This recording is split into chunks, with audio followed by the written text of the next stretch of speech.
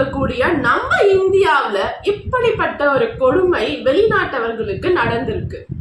2 பேர் இந்தியாவுக்கு வராங்கங்க. அவங்க 2 பேரும் ஹஸ்பண்ட் அண்ட் ஒய்ஃப். அவங்க 2 பேரும் பைக் ரைடர்ஸ். ஓகேங்களா? அதாவது பாத்தீங்கன்னா பைக்லயே போயிட்டு மற்ற நாடுகளுக்கு போயிட்டு சுற்றி பார்க்கக்கூடிய இந்த 2 பயணிகளும் இருக்காங்க. இவங்க வந்துட்டு பல நாடுகளுக்கு போயிட்டு கடைசியா வந்துட்டு இந்தியாவை சுற்றி பார்க்கறதுக்காக வராங்க. பைக்ல போயிட்டு இந்தியாவை வந்துட்டு சுத்தி பார்க்குறாங்க. அப்படி பார்க்கும்போது ஜார்க்கண்ட் மாநிலத்துக்கு போறாங்க. அங்க ஒரு பர்டிகுலர் மாவட்டத்துல வந்து பாத்தீங்கன்னா அவங்க சுத்தி பார்க்குறாங்க. அவங்களோட பயணங்களை முடிச்சுட்டு தற்காலிகமா ஒரு டென்ட் மாதிரி போட்டு அதுல அவங்க தங்குறாங்க.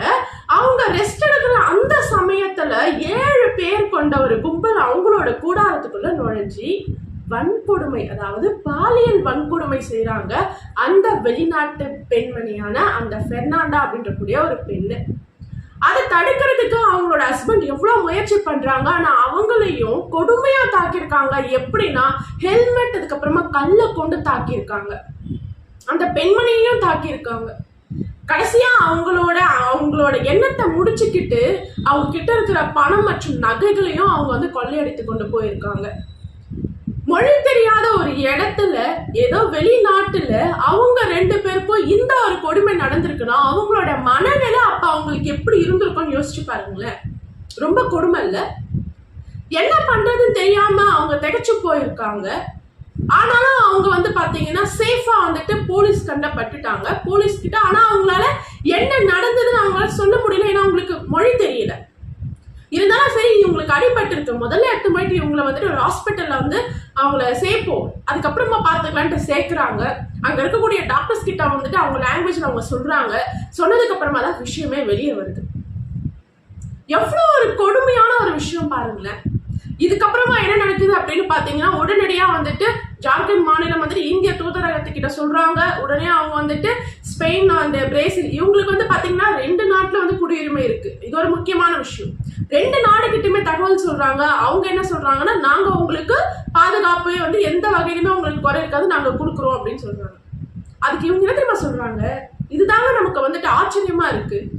எங்களுக்கு இந்தியா எவ்வளோ எங்களை நல்லா பார்த்துக்க முடியுமோ பார்த்துக்கிறாங்க, எங்களுக்கு முழு பாதுகாப்பு கொடுத்துருக்காங்க, நீங்க பயப்பட வேண்டாம், இந்தியாவில் நாங்க சேஃபா இருக்கும்னு சொல்றாங்க.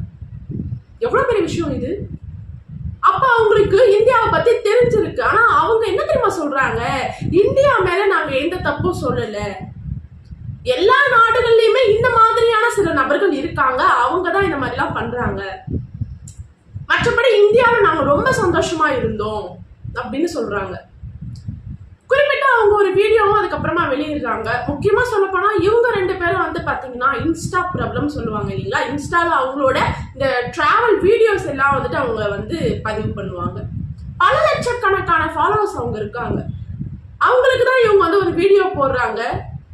நாங்க நல்லா தான் இருப்போம், எங்களுக்கு இப்ப எந்த ப்ராப்ளமும் இல்லை, இந்திய அரசாங்கம் எங்களை நல்லாவே பாத்துக்கிறாங்க, கண்டிப்பா எங்களுக்கு இந்த கொடுமையை பண்ணவங்களுக்கு தண்டனை வந்துட்டு மிகப்பெரிய தண்டனைகள் அவங்க கொடுப்பாங்க அப்படின்ற நம்பிக்கை இருக்கு. இதுல ஏற்கனவே 4 பேரை கைது பண்ணிட்டாங்க, இன்னும் 3 பேரை தேடிக்கிட்டு இருக்காங்க அப்படின்னு அவங்க ஒரு ஸ்டேட்மெண்ட் வந்து கொடுக்குறாங்க. இது ரொம்ப ரொம்ப ரொம்ப இந்தியர்களுக்கு தலைகுனிவான விஷயமா தான் இருக்கு. ஒரு வெளிநாட்டு பயணி நம்மள நம்பி வந்திருக்காங்க, இந்த மக்கள்கிட்ட நமக்கு பாதுகாப்பு கிடைக்கும் தான் வந்திருக்காங்க. நம்பாம இப்போ பாதுகாப்பு இல்லை அவங்களுக்கு தெரிஞ்சா அவங்க வந்தே இருக்க மாட்டாங்களே, அவங்க நம்பிதானே வந்திருக்காங்க. வந்தவங்களுக்கு நம்ம கொடுத்த பாதுகாப்பு இதுதானா? இதை எல்லாரையுமே வந்துட்டு அரசாங்கத்தையோ இல்ல மக்களையோ எல்லாரையும் பொதுவா தப்பு சொல்ல முடியாது. ஆனா அந்த குழு இருக்காங்க பாத்தீங்களா, அந்த 7 பேர் கொண்ட அந்த நபர்கள், அந்த மாதிரியான சில நபர்களால நாட்டுக்கே தலைகுனியும். கண்டிப்பா அந்த 7 பேருக்குமே வந்துட்டு மிகப்பெரிய உச்சபட்ச தண்டனையை கொடுக்கணும். பொதுவா நம்ம உள்நாட்டுக்குள்ளவே இது நடந்திருக்கு, அதாவது நம்ம மக்களுக்கே இது நடந்திருக்குனாலே அவங்களுக்கு பெரிய தண்டனை தான் கொடுக்கணும். அதுவும் இது வந்து நம்மள நம்பி வந்தவங்க. சோ அரசாங்கம் வந்துட்டு இந்த ஒரு விஷயத்த எப்படி எடுத்துக்கிட்டு போறாங்க அப்படிங்கிறத பொறுத்து இருந்து நம்ம பார்க்கலாம். இந்த மாதிரியான வீடியோக்கள் உங்களுக்கு பிடிச்சிருந்ததுன்னா நீங்க வந்து எனக்கு கமெண்ட் பண்ணுங்க. நான் இன்னும் என்ன மாதிரியா எக்ஸ்பிளைன் பண்ணலாம், இல்ல இது பிடிச்சிருக்கா அப்படின்றது நீங்க கமெண்ட் பண்ணீங்கன்னா தான் எனக்கு தெரிய வரும். மீண்டும் இது போல ஒரு இன்ட்ரெஸ்டிங்கான வீடியோல பார்க்கலாம். நான் உங்கள் குரலோட புனிதா. நன்றி.